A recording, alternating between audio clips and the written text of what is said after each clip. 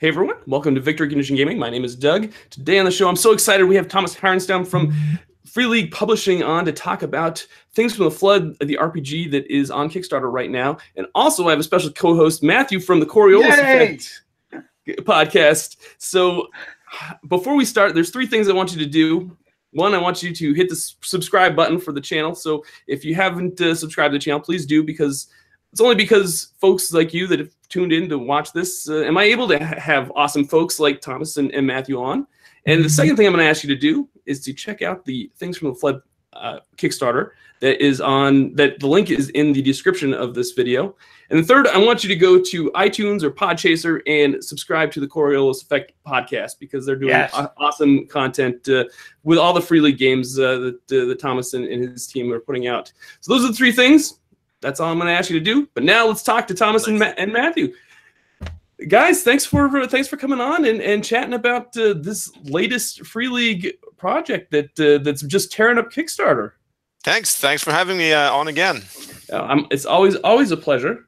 Always a pleasure. Matthew, were you excited when they made this announcement that this was coming up? But I expected it to be. I've got to say, I was a bit less excited than Dave. Dave is very excited because he runs Tales from the Loop for us and kind of resents that he can't kill kids. And so this might from heaven to him. Nice. But I'm a kid, so, you know, I fear this particular release. Yeah, I was really excited. I thought this would maybe actually show up later on in the year. So when you said it was coming up this soon, I was very, very excited. Let's talk a little bit about the response for this game. It's been crazy. You launched it and it's got twice, like the first day, it got twice as many backers as Tales from the Loop. That's got to be an awesome sign. Like, you must have been ecstatic with that response, Thomas. Well, yeah. I mean, you never know these things. I mean, we knew that once we started talking about this Kickstarter, there was a lot of, you know, we noticed that a lot of people got, you know, excited and talked about it. So we felt that, yeah, we have something going here, but you never know what it's gonna turn out like. But it's been fantastic so far. So yeah, really excited. Yeah, the momentum's just. I'm excited to see where it's going to end up, because I think, you know, at this pace you should well exceed what Tales from the Loop does. Hopefully, we're going to cross our fingers. We're not going to count our chickens before they hatch. Yeah, we'll see. Must be. Yeah, that's awesome. And the really great thing is that all the folks that back Tales from the Loop, they're going to get this game in the PDF form already. So you still have that kind of response, even with previous backers getting some sort of form of the content. Yeah, that's right. I mean, actually, Things from the Flood was started out as a stretch goal in the Tales Kickstarter, but then so everyone who backed that will get this game as a PDF no matter what. So this Kickstarter is actually for the printed version of Things from the Flood. Well, that's great. It just shows you how many folks found your game after the original Kickstarter and just loved it, and they want to continue playing in this universe that Simon has built. Yeah, I mean, it's a really good sign, of course, that, yeah, like you say, people are coming back for a second time around. That means hopefully we did something right the first time. Sure. Yeah. Yeah. Well, I mean, how many? Can you count how many enemies you won with the first book? I mean, there's 5. It was crazy. Yeah. Oh, okay, Ken, you have enough. You have enough fingers on one hand to do that. I know. Yes. Awesome. No, I'm excited. Yeah. Can you tell us what the major differences are between Tales from the Loop and Things from the Flood? Yeah, sure. I mean, I think the main difference is a difference in tone and theme. I mean, and obviously the setting itself, that we move ahead from the 80s with that kind of, you know, you play younger kids. There are mysteries, there's danger, but it's also fairly friendly atmosphere. Whereas in Things from the Flood, we move into the 90s. The kids are older, they're older teens. The world is changing. Things are not as clear cut anymore. You don't really know what's right and wrong in the same sense. The world is more dangerous. It's more uncertain. The problems you face in your everyday life are a bit more, you know, serious. And the theme of the mysteries is also a bit darker. There's an element of horror and weirdness in there that perhaps was not so strong in Tales. So it's a shift of tone. There are some rules differences as well, but those are fairly. They are significant, but they're quite few. So it's basically the same core rules. With the one major difference is that this time you can actually die. Your character can die, which makes it different. Just that changes things a bit. Yeah, absolutely. Okay. I wanted to ask about that. Not so much the death thing, but in Tales from the Loop, when my character gets broken, I go home to Grandma. She makes me some split pea and ham soup. We have that scene. I'm no longer broken. How do I get out of being broken in Things in the Flood? Well, it's similar to that. I mean, there is still going to be that thing. The main that you can recover from being broken by playing a scene with some form of recovery. It can take different forms. So that part is fairly similar. The difference is that when you get broken, there is a risk of dying this time. We're still tweaking exactly how that's going to work, but it's going to be a similar system to Mutant Year Zero, where you need to sort of succeed at some kind of save roll to actually, because if you don't, you actually risk dying when being broken. So the risks there are higher simply. So it's kind of like that. Nice. I love Mutant Year Zero. So like if this is like a hybrid between the two, then then that gives, it's gonna get big thumbs up from me. Now is there? I'm gonna assume there are different archetypes with Things from the Flood compared to Tales from the Loop. Yeah, there's a bunch of new ones. They're all, I mean, there's 8. We're originally archetypes for Things from the Flood that have a bit more of a 90s flavor to them. And also we're actually planning 2 more that we just put up as new stretch goals that are not yet unlocked. We just put them out like yesterday, I think. Yep. So if we unlock those, it's going to be 10 new archetypes in the game. So that's kind of cool. So the new ones are the outsider and the party animal. They're the ones that we have on right now. But apart from those, we have the rocker, the raver, the hacker, a couple of different ones. So yeah, there's quite a few. Yeah. Very cool. Now you've said that this book is about right now it's about 200 pages. Around, yeah. We don't know if we haven't finished. Layout has started, so we're quite well along, but layout is not finished, so we don't know the final page count exactly. But I would say it's going to be a book in the same kind of size as the Tales from the Loop RPG book, so around that same. So it's about 200 pages. The book itself has a lot of Simon art in it, and it has a lot of art from his existing book, Things from the Flood. And you said that it has some new art in it as well? There is some new art. That's quite interesting. I mean, of course, the brand new art from Simon is predominantly it's the cover art. Then the mainstay of the color art in the book will be pulled from the art book. Yes. However, there's also quite a few. This is the way things generally go. That there's quite a few pieces of art that were actually made for the art book around that time for the same project that were never used. Oh, okay. So we do have quite a few big pieces of art that are really fantastic that have not been published before that were made for Things from the Flood. So they do fit perfectly into the game. So this is actually a way to get to see those, which are really cool. And then there is some character art that is actually not made by Simon, but by another guy who's called Rainer Rosenberg. He did the character art in our Friends the Machines compendium. So and it fits really well. It's a line art comic book style art that works well with Simon's art, I think. So he's doing the archetypes, for example, and the NPC images for the scenarios. Nice. Yeah. I will say that if anybody is watching and has any questions, feel free to leave them in the chat, and we'll feed them in as we go along. Matthew, do you have? I had a question though, and I asked this on behalf of your listeners, Doug, who might not have already played Tales from the Loop. I just want to clarify this with you, Thomas. This isn't just an extension to Tales from the Loop, is it? It's a standalone game as well. So if people kick in on this, they don't need to get Tales from the Loop, although that would be wonderful, obviously. They can play the game on its own.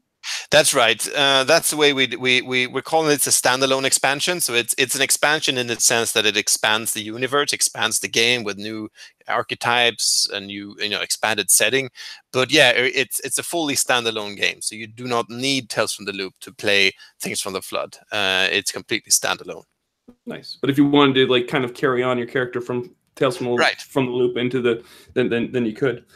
You can. You can keep playing the same characters as their older selves. That's entirely possible. And we're also actually working on a string of scenarios where you can actually, there is some time travel and stuff involved, so you could actually move between the two settings. We haven't, you know, I don't want to spoil stuff, but there could be some things like that to combine the two. Yeah, that's very neat. I like that. I like that idea. So with this campaign, you've unlocked so many stretch goals already. That rocker pledge. Anybody that has messaged me that says, "Oh, I've looked at this. What do you think is the best pledge for this?" And I'm telling them, you can't go wrong with that rocker pledge, because before it's all said and done, that is going to be an awesome pledge. You've unlocked maps, a dice tray, a GM screen, like so many more mysteries. And by the time it's all said and done, there's probably going to be dice included in this. And like that is a crazy value. Plus, you've got a campaign book that you've already like unlocked as a print. So folks are going to get 2 books instead of just 1. Yep. Like, yeah, it's, you know, the better it goes, the more that rocker is going to be. You know, the more you get for the same pledge, and that goes for all the even the ones beyond that as well, of course, the hacker. But yeah, the rocker is definitely, I think, good value for money, and it's just going to keep getting better the further along we get. And that's I'm going to tell folks, I think I've backed every single Kickstarter from Free League except for maybe the first 2, the Mutineer Zero and Gen Lab Alpha. But I've never been disappointed with my Kickstarter rewards or anything that you guys are great on Kickstarter. I say this every time you come on, but I just like to repeat it to anybody that might not. Like, Free League is one of those companies that does a great job with Kickstarter. They keep the communication going even afterwards. They want to make sure that you're happy with the games that you receive. They send you high quality stuff. I would say this even if you weren't on, Thomas. I can't stress it enough that there's a reason why you keep having so much success on that platform, and it's awesome to see you do very, very well. Thanks. Talking about production, what I love about what you've done is every book, every game system has a slightly different production quality to it. So when I didn't back Tales from the Loop, I must admit, I picked that up at my friendly local gaming store. But when I picked that up, the matte pages compared to the gloss pages of Coriolis, it's still really high quality, but there's a feel to the book that puts it in the game world. Is there anything going to be different production-wise to differentiate Things in the Flood from Tales from the Loop?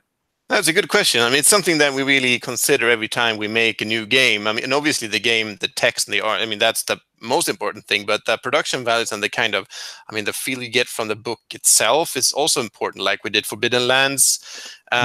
We wanted to get that, you know, like the book should feel like an old tome, so we made the book with like uncoated cream colored paper with only black and white print, and then these leather covers, and so you get that kind of feeling. And for Tales, we wanted it also has like a bit of a cream color, bit like an older book, like to get that sort of retro feel to it. And whereas for Coriolis, we wanted something that was like really, you know, brought out that art in the best possible way. So in every book, we try to sort of tweak how we print, what kind of paper we use, and all of those things to get the, you know, the feel of the game across. I mean, for Things, we are at least, we haven't started printing it, but the plan for now is it will be quite similar in that regard to the Tales book. We're not planning any major differences, apart from there's going to be a difference in the color scheme.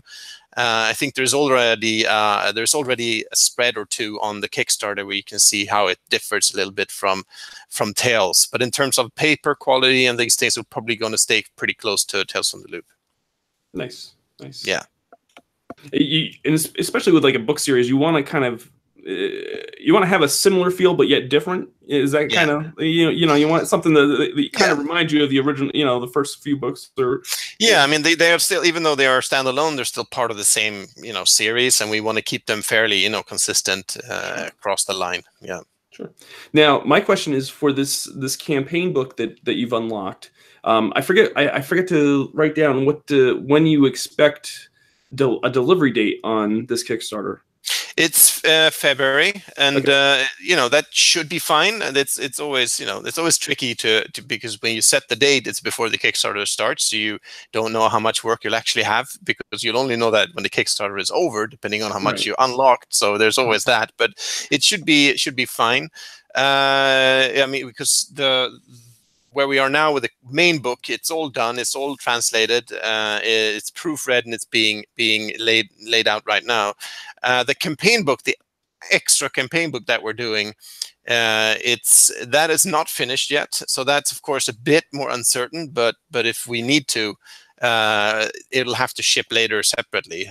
We'd like to ship everything at once, but if that book, the bonus book, is not finished by February, we'll need to ship it separately at a later time, just like we did for the Tales Kickstarter, because many of those stretch goals were actually then included into our Friends the Machines compendium that was released some months later, and we shipped it to backers separately at a later time. So that could happen this time. It depends a little bit on how things go with those bonus mysteries that we unlocked. Let's see here. I've got a couple of questions in the chat. This is Cenobite asks, will it use new settings outside of the Sweden Boulder locations from the loop? And does it still use the particle accelerator as the core concept for the weirdness? What was the first question there about other settings? This is will it use new settings outside of out of the Sweden Boulder locations from I mean, the game itself, the book will continue both of those settings. So there's going to be a new chapter on the Swedish setting and a new chapter on the US, the American setting, and those are going to both be evolved into the 1990s. So they will be focused on what's different from the original 80s setting.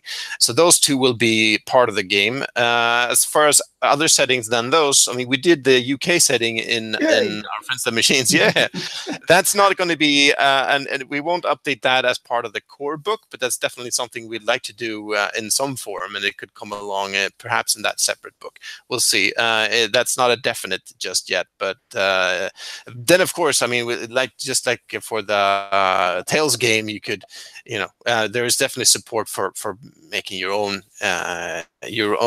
setting as well, based on where you live or where you want to set the game.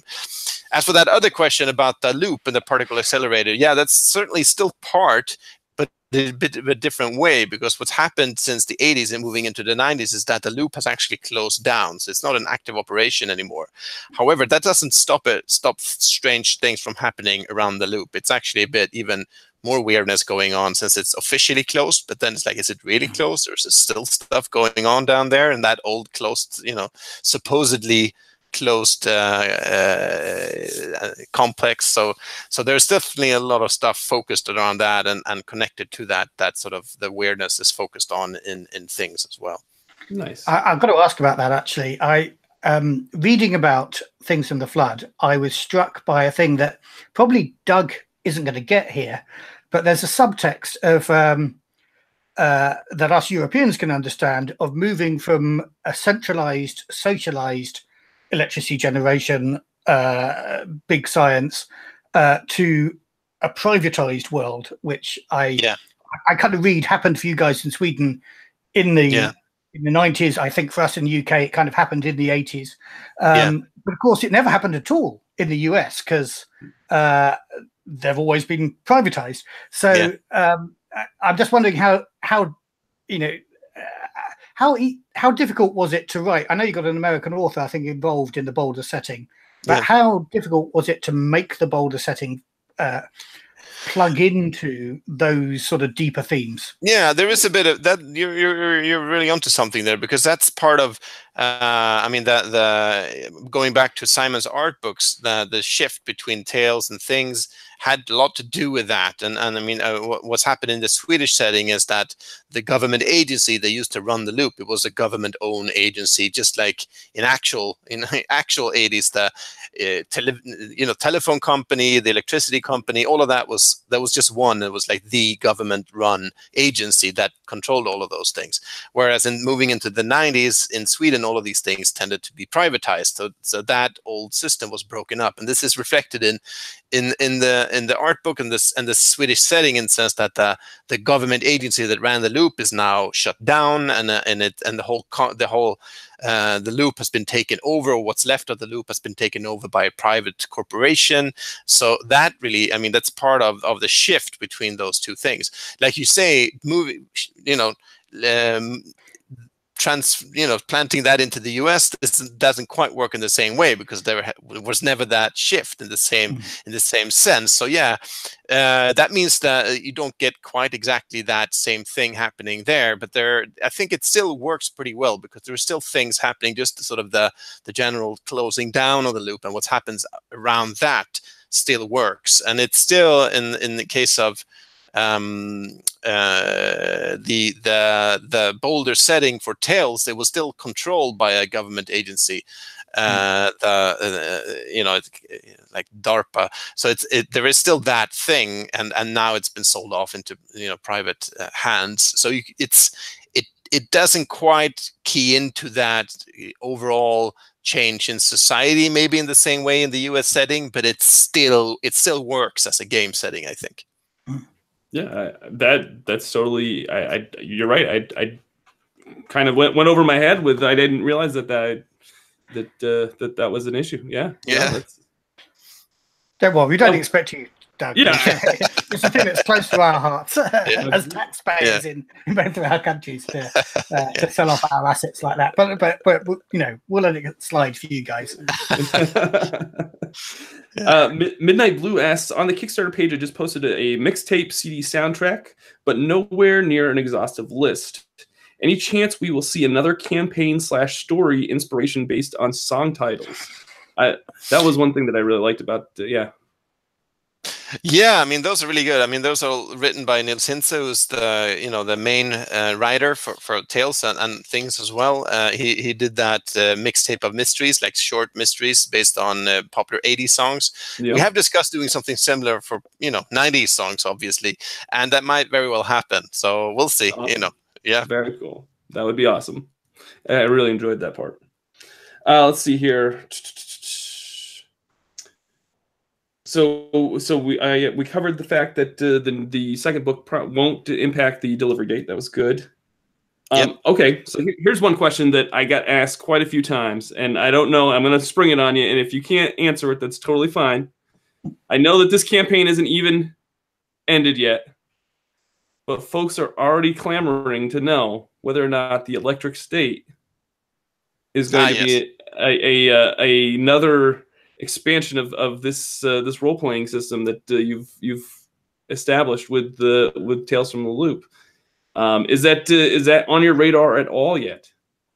Yeah, it's a good question. I've seen it around. We haven't really answered it, and because we don't really know. So that's now. I mean, the short answer is I mean, we'd love at some point to turn Electric State into a game as well. That'd be we have some cool ideas about that. It would be a different kind of game though, because it doesn't have Electric State doesn't have that. There is no everyday life left. It's more of an apocalyptic or post-apocalyptic world. So there would not be that thing where you go from the everyday life into solving mysteries. It would be more of a post-apocalyptic road trip. And the game would have to be more along those lines as well. Now, I think that would be really cool. It would be very cool. Yeah, but at the moment, we don't have. I mean, for legal reasons, we don't have the possibility to do that just now. At least not the way things stand. It's not we'll see what happens. But at the moment, because as you may have known, the movie rights for the Electric State have been sold off, and along those went also game rights, which means we can so we cannot specifically make a game without it could still work out though. So it's not a shut. The door is not shut, but it's also not something we're working on right now at the moment. I knew that the movie rights were. I didn't realize that with the movie rights, that the game rights also kind of transfer. It's not super clear cut, but at least at the moment, it's not something we're actively working on. But it could still happen. Yeah, we'll see.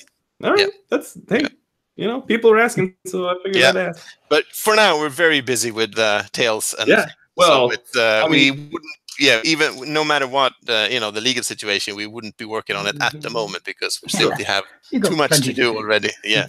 Well, you've got let's talk a little bit about the previous the stuff that you have in the pipelines for coming up in this next few months. You've got Forbidden Lands. Yep. I'm eagerly waiting for that to come through my letterbox. Yeah, I know. It should have been shipped by now, but there have been some delays in the final production of things. There are so many different pieces that we have, like making dice over here, game master screen here, cards here, books there, and everything. Just getting everything together. Just if there is a small delay somewhere, it sort of affects everything else, and it has meant that we're a bit behind. But now everything is being printed, being produced, and it's all a matter of just finishing that. Shipping everything to the main warehouse, packing it to backers, and shipping it off. So there is no more. Actually, it's out of our hands now. Now it's more to the print shops and factories and all of that. But that said, it's definitely going to start shipping out in a few weeks. I mean, 2-3 weeks, something like that. It should start showing up in mailboxes. That's very awesome. I'm very excited. I've read the PDFs of that you've sent out and just dug right into them. Actually, I took them on vacation with me, and that was what I read on my plane trips. And I was just like, oh, I can't wait for these to get in my hands. Yeah, they're going to feel. I just know they're going to feel lovely, yes. And they're going to come in that small, traditional retro Swedish style as well, which will catch a lot of us in the States and in the UK a little bit by surprise. I'm sure there are some backers out there that don't realise the size they're going to be, but I'm really looking forward to it. Yeah, it's a bit. It's true. It's a bit smaller size than the standard, like the US letter size. These are a bit smaller and to fit into the box, and that that happens to be the size that Swedish RPGs used to have back in the 80s. That's probably going to be completely lost on the rest of the world, but still we're sticking to that. So. And I really do think for Forbidden Lands, it's really sort of getting the feel of the books, just sort of the texture of it. It's because those are black and white art, which black and white art on a computer screen doesn't really work that well. But in these books, with feeling the texture of the paper, and then it's a whole different thing. So I think it really comes into its own when you actually have the physical book for Forbidden Lands. Nice. And of course, you've got Emissary Lost. Yes. Shortly following that parcel, I hope, through our letterboxes as well. I know it's going to be a busy. It's going to be quite a few things showing up from us if you backed our Kickstarter. So in the next few weeks and possibly a month or so.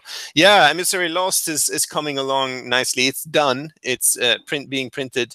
We're just going to having the final look at the print files, and then we're going to ship them off. So it takes a few weeks to get it printed, and then that's going to start shipping as well. So that means it's a little bit delayed as well. So it might ship late October or maybe slip into November, but it's coming along really nicely as well, along with a few bonus scenarios that went with that as well. There's 2 separate printed scenarios that come along with that. So yeah, it's going to be a lot of books. That's great. Now, one of the things actually just coming back to things in the Flood. One of the things that's really impressed me, I've never played Mutant Year Zero, so I've got to say I know nothing about that. What? Matthew, you need to get on that, man. Well, Dave said that. Dave and I used to game at school, but we now live on opposite sides of the capital.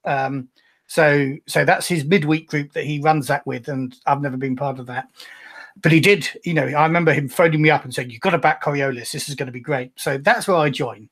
But it's really fascinating to see how one of the things I love about Coriolis is, for me, it was a simple tactical system. I really love the combat system in Coriolis. Fast playing in it, and yet descriptive, and it does loads of things. Forbidden Lands, by being more retro, is also more crunchy, and I love that. It didn't twig though until I actually started playing Tales from the Loop, that you've managed with the same basic system to turn that into an entirely player-facing game. I think even Dave was caught by surprise at the end of the first scenario we ran. I said, "Dave, you didn't roll the dice at all. We did all the dice rolling." Yeah. And so I just wonder whether Things in the Flood going to carry on with that very player-facing feel, or is the GM going to get to roll the dice in the updated rules? Yeah, things. I mean, the rules and things will be fairly close to Tales, so it's going to have that same core system. And I think you're right. It's interesting. I mean, the core engine, so to speak. I wrote that for Mutant Year Zero back in, it's 4 years ago or something now, and then we adapted it for Coriolis. Which I also wrote the rules for. But then Nils Hintze, the main writer for Tales from the Loop, he actually did the adaptation of the rules. So we had a lot of talk back and forth on how to actually do that. But he came up with these core concepts and turned it into this player-facing version that I think really works well in Tales. That has a different feel. It's less crunchy. It's more a system where one roll resolves an entire situation. So it's not really, doesn't even have a combat system in the normal sense of the word. It's more of a conflict resolution, one roll conflict resolution system that is in the hands of the players. And that works well because it's not a game where you sort of shoot robots with guns so much. It's more about you roll for other things. So I think it works really well. And Things from the Flood, even though it has some changes, it's staying fairly close to the Tales rule set. Yeah, that's really cool. I mean, I think one of the things that's made it so popular is I was at Dragon Meet last year, and in an indie games seminar. And somebody was saying, what's the best thing that's happened in indie? And one guy, held up your book and said, this is the best indie game. Now, I think all game companies, except for perhaps Hasbro's Wizards of the Coast, and you could argue, I guess, Fantasy Flight with Asmodee behind them. But everybody else, I think, is an indie game. But it was, that shocked and pleased people in the audience that this really nice hardback book from... as far as they're concerned, actually, really from Modifius. A lot of people didn't realize it came from you guys, but from quite a big brand here in the UK, was being counted as an indie game. But I think there's some of that indie game feel in the player-facing nature of it. Yeah, absolutely. No, I mean, I think me personally, I was heavily into indie gaming back when that was all the rage. It's quite some years ago now, and I still think there's a lot of stuff from indie games that did things right and brought and gave us new things of viewing and playing role-playing games that sort of brought a lot of good things to the table, and I think that definitely carries into all of our games. There is definitely indie influences. I would say definitely Mutant Year Zero, other games as well, and I think perhaps Tales is the most, especially since Nils is also a heavy indie player. I think that's perhaps the most indie of our games if you look at game mechanics and so on. But it's definitely there in the background in all of our games. We've got a VIP commentator right now, Stella Härenstam. Does anybody know? I don't. She's saying hi, Dad. I don't know. Yeah. Hi, Stella. Hi, Max. That's great. They're in the other room. Oh, that's great. That's great. Are they playing? Are they old enough to play Tales from the Loop? That's a great question. Yeah, actually, I did play with them and some friends of theirs in the same age. They're 9 and 11. So we played. I played with them and 2 others, so 4 kids. Just in the a couple of weeks back in the summer at our summer house, we played I think the first scenario in the Tales from the Loop book, the summer break and Killer Birds scenario, and it worked really well. It was fantastic, a lot of fun. I mean, they're sort of 9 is sort of on the young end, but I think that worked fine. 11 is great age for works really well for this game. I mean, I think that's one of the cool things about the game, that you can play it definitely as an adult, and you can also play it I mean, with it's an easy game for a lot of people to play their own way. I mean, if you play it as an adult, you might go a bit deeper into like the heavy side of things, whereas you play with kids, you focus on the mystery solving and the fun stuff, so you can tweak the tone a little bit, but it works for both, I think. Of course, there's a bit of a challenge there in that your kids don't know the 80s, so that's exactly what I was saying. Yeah, that was actually, I know that was kind of fun because it was like, they had to ask me and my wife and the others that were around. So okay, so what was actually to learn the setting of the game, they had to ask what was things like when you were a kid, Dad. It's like, no, there was no YouTube. Really, no YouTube? No, like, no cell phones, no nothing. no cell phone. Yeah, so we sort of had to, educate them about, the way things used to be. Or library. Exactly. So it was quite a weird thing to learn a game setting that way, but fun. Yeah.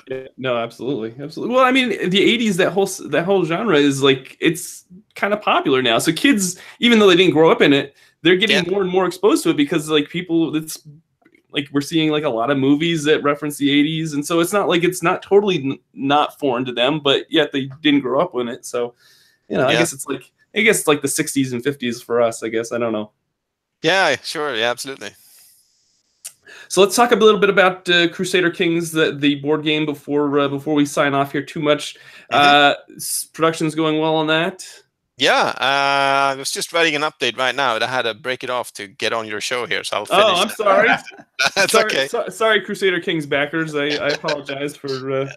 No, I mean, we've been a bit quiet on that front, but that's because we've been waiting to get the new printed prototype where we updated everything, and now we just got that the other week, and we're play testing it just to get everything. Because I mean, board games, RPGs need play testing too, but board games, I mean, they are, they need to be super balanced in a way that an RPG is more flexible. You can sort of, as a game master, there is more leeway of so it's, but as a board game, you have to sort of, it has to be very thoroughly tested many times. So that's where we are at now, just making sure it's balanced. And also we've started production of, and because the thing that takes the longest time to make are the miniatures, the plastic miniatures. So that's moving ahead. And then we're just finishing everything up. So yeah, we're gonna have a playtest session tomorrow with the people from Paradox, the license owners. Oh, nice. Yeah, so I hope they like it. Yeah. Absolutely. So yeah, we're doing that. So very cool, very cool. And you have, I know you can't really. Do you have any other? Don't give me any specifics. Are there any other board games on the horizon for Free League? Yeah, we have ideas. Nothing. I think there's quite a few of sort of concepts, ideas that we'd like to do, and that we have sort of just started sketching on. But we're not into production on any other board game at the moment. Okay. Quite a few other role-playing games though. Oh, okay. We're working on actively at the moment that I'll be happy to talk to you about a little bit later. Sure, yeah. Sure. You're always welcome to come on, and I love having you on. And I know Matthew and I we're big fans of everything that you guys are doing, and you have a great team, and like I said, you're doing everything very well, and I'm so glad to see all the success for you over these last few years. Thank you. Matthew, do you have any more questions before we start signing off? I guess I don't. I was going to briefly mention Vampire 5, which of course... oh, yes, that's right. You guys did the design on, but you haven't really got much to say about that, I'm sure. Yeah, we're actually working on the design, the graphic design for one of the expansions for that game, the Camarilla clan book. So that's also something we're doing, working on right now. But that's only the graphic design, so we're not part of the sort of content work there. That's all on White Wolf. It was really great to see your logo in there and on the credits page. Yeah, no, it's a fun project. I was at a convention, was it a couple weeks ago, and Vampire was brought up, and they just raved about how beautiful that book is and what the quality of that book. They're like, one guy said he bought 3 copies. It's a very cool book. I mean, that's a big, strong community with a lot of, strong opinions. So it's an interesting, field to get into. But yeah, I mean, it's been a lot of fun to work with White Wolf, and we like the way it turned out. So that's it's good stuff. Are you going to be at any conventions or anything coming up? Yeah, we are going. Let's see. I mean, we're going to the Swedish Book Fair, the main Swedish Book Fair. That's just next week, but that's just nice. Sweden, but it's a thing because we do books as well, art books, literature and stuff. Then we go to Essen. That's in late October, right? Yeah. We won't have our own booth there. We'll be with Paradox Interactive for the board games mainly, but we'll probably have Forbidden Lands there to show off. And we're thinking maybe going to Dragon Meet as well. You want to come to Dragon Meet? Yeah, we were there. I was there. We launched Mutant Year Zero there actually in 2014. So we're thinking maybe going this year with Forbidden Lands, because that's going to be just the perfect time. The game will be out and everything. So we're not haven't nothing settled, but I'd like to, and hopefully we can do that. Nice. Yeah, that's brilliant. We're hoping to run a Forbidden Lands tournament for you guys. Oh yeah, I heard something about that. That'd be awesome. Yeah. So yeah. Very neat. Very neat. And Thomas, where can folks find Free League and your company online if folks want to learn more about your games? Well, the easiest way is just Free League Publishing in one word.com, freeleaguepublishing.com, or just, if you want to check out the Kickstarter, of course, that's just search for Things from the Flood on Kickstarter and you'll find that. And Facebook, we're on Facebook if you want to follow us there as well. Excellent. And usually I think there's Facebook groups for almost every single game that you put out now at this point. I think so, yeah. I mean, we're there, but we don't run them, which I think is a good thing. They're completely, community created and run by the community, but we're there and we try to sort of be present and answer questions and so on. But yeah, I think you're right. I think there is a Facebook group and the Google Plus community for at least Coriolis, I know, and yeah, so yeah, definitely there for Forbidden Lands as well. Yeah, right. Yes, there is. Yes. All right. Matthew, where can folks find you and the Coriolis Effect if they want to? Well, I guess my favorite link to give out now is go to podchaser.com/the Coriolis Effect, and you'll find a flavor of us for whatever podcatcher you've got at Podchaser. Nice. And leave a review as well. We want more reviews, so leave a review on Podchaser. Absolutely. And you'll be at Dragon Meet as well? Well, definitely, yeah. We've already been invited as part of the Podcast Zone, which is a thing that Dragon Meet run. And as I say, we're talking with Nilsson, with the guys at Podcast Zone, to make one of the activities that we do there a generate your character and then send them into, we haven't quite got the setting, but it's going to be some sort of slave pit from somewhere, and see how long they survive. Yeah, that's great. I like that a lot. And you guys always have the greatest events over there. I can't. One of these times, I'm gonna have to get over there and go to all these amazing events. That you guys have got Gen Con. Don't start being jealous about our one-day event in London. Yeah, I mean, Gen Con was great. We're going to Gen Con, of course, next year, but that's some time off, so that's why I didn't mention it. But Gen Con for sure. We had a good time this year, but next year is going to be a bigger. We hope we get a bigger booth and bigger presence for sure. Nice. Yeah, and some more awards. Because this year you didn't get any awards. I know, no, not a single award. It's horrible. Oh man! Well, I think it kind of made up for the previous year when, I think poor Chris, I think, had to keep going to back up. Yeah. So I had to see that on YouTube, which is it was fun. That's got to be gutting. Got to be gutting. A little bit. I mean, Chris is a lovely guy, but watch him go and get your rewards all the time. You think we could have been there. Yeah, that's actually kind of where we said, we have to go next year. Of course, not to pick up awards, but just that we felt that we can't stay away from Gen Con anymore. So from now on, we'll be there. Yeah. Nice. All right, folks, that's going to do it for us for today. I want to thank everybody for tuning in. This has been Victory Condition Gaming, because winning shouldn't be the only victory condition when you get to the table. We'll see you next time. Bye. See ya. Thank you, guys. Bye.